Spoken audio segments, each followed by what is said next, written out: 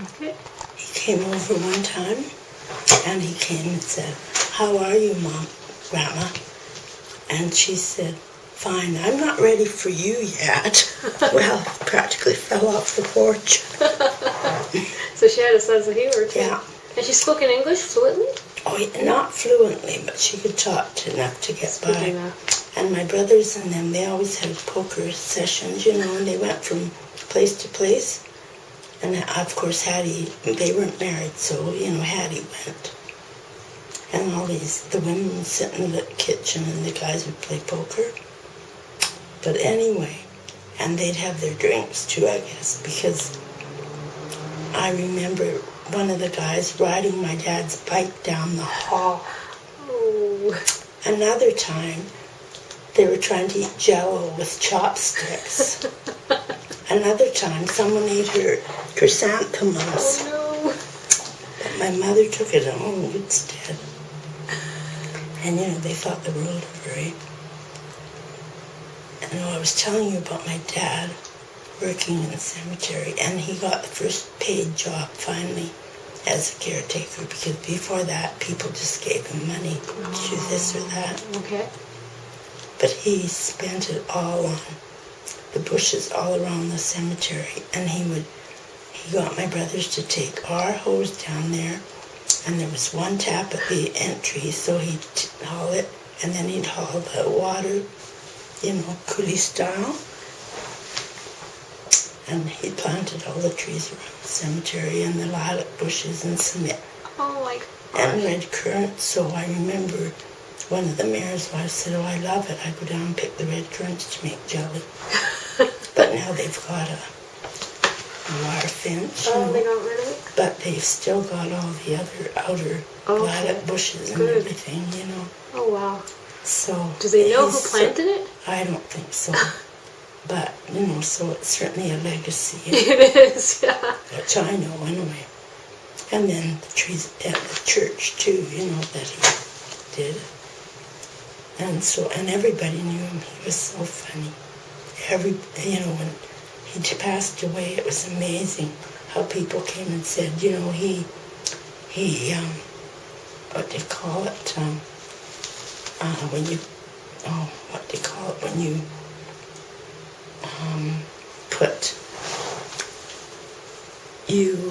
put a different kind of a branch on a tree, wasn't that terrible? He said, your dad put different apples on my tree,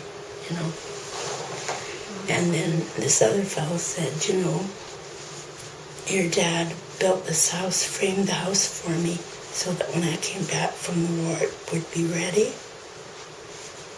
And I kind of knew that, Oh, wow. But, so many people came forward and said things that we didn't know about, that Dad had done. And he would have been considered a dirty old man now, because he always said peppermints for the kids or ice cream wafers, He always carried them.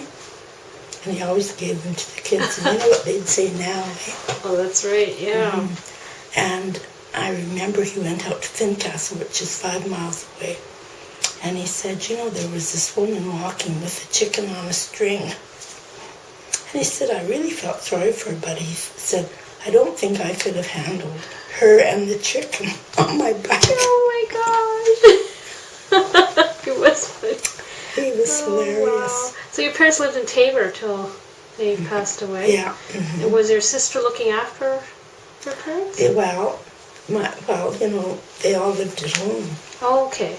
Except Mitzi and I. Yeah. So, and my dad had... You're the brothers too? Yeah. Okay. And they were in construction.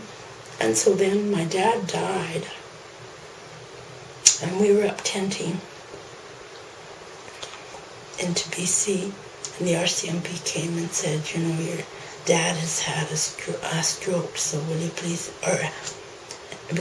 phone home, And so we were going to break camp that night, and they said, no, don't do that, because, And so we went down, and of course he'd had the stroke, and as Grandma says, I told him it's 100 above, don't work out there with your hat, without your hat. And of course, the more I said it, the more he worked out there. And he had the stroke. And he recovered enough to come home, but he couldn't go up and downstairs. He had to use a spider cane, you know. Oh, okay.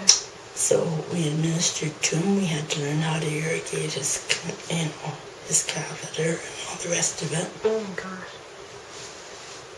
And he lived till November, and he loved Jack Kennedy.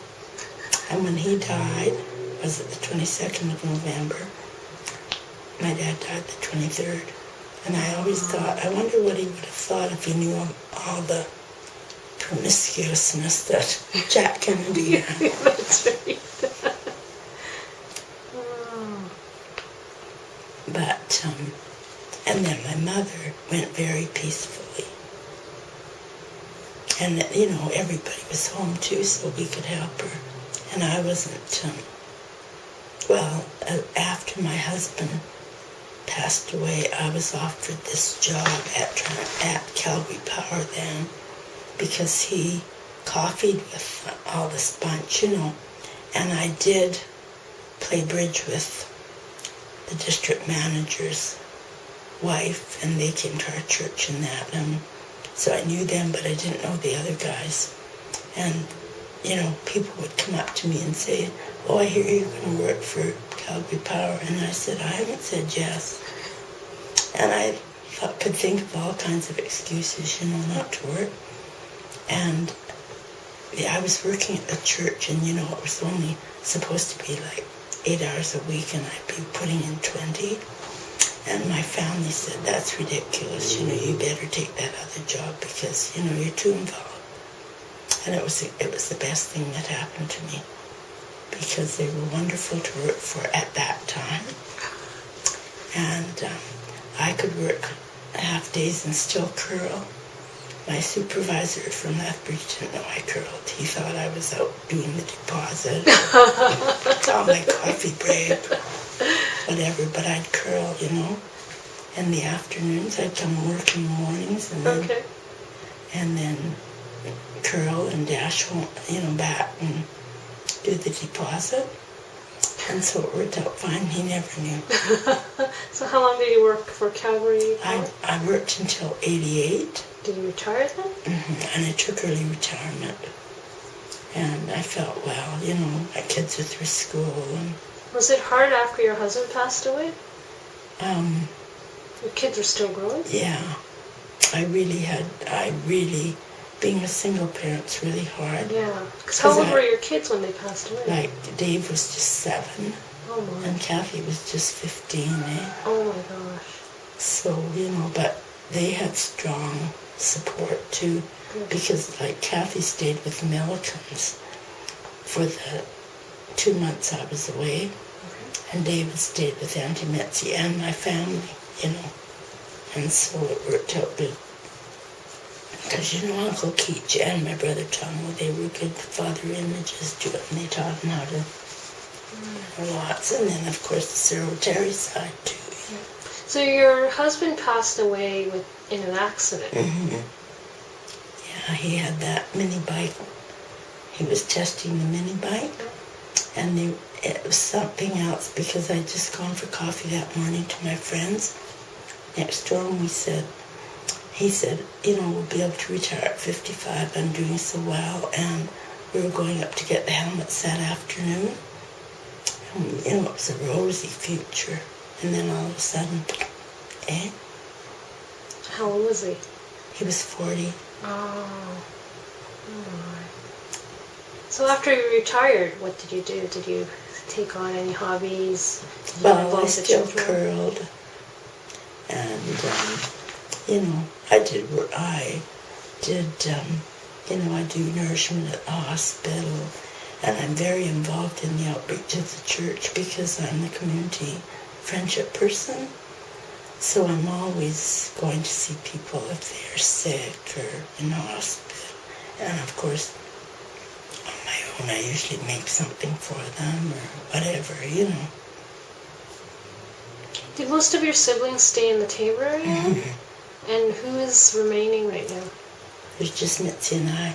Oh, just and two. then Tats is my sister-in-law, and she's over 90. She was in Mitani and lives in Winnipeg.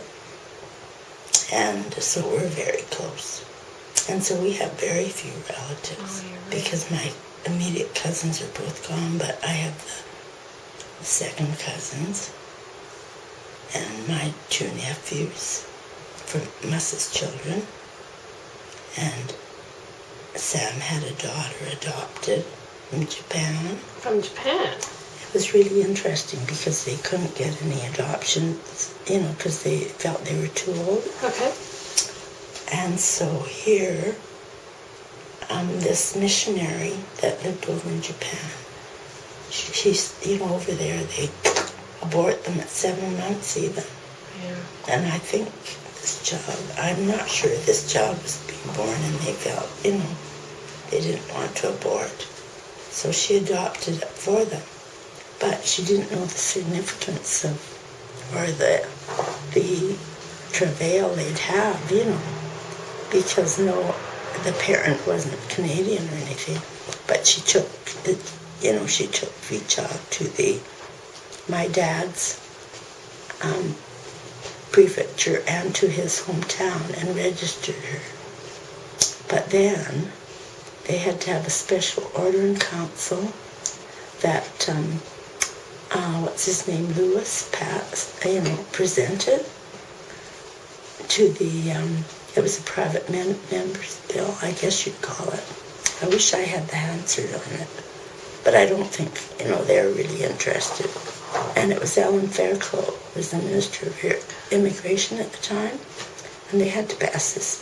And I think it was Stanley Lewis that presented it, and they knew him well from Winnipeg, for her to be able to enter into Canada. So she came at 10 months old. Okay. So that was kind of interesting. So she's still living? Yeah, and she's a year younger than my daughter. What's her name? Emmy. And she was a horsewoman, but not anymore. Okay. But she works at the health center in Winnipeg. Okay. Unmarried. Unmarried. Mm-hmm. And your other brother, he died of cancer. Yeah. Okay. So, Oh, thank you very much. oh.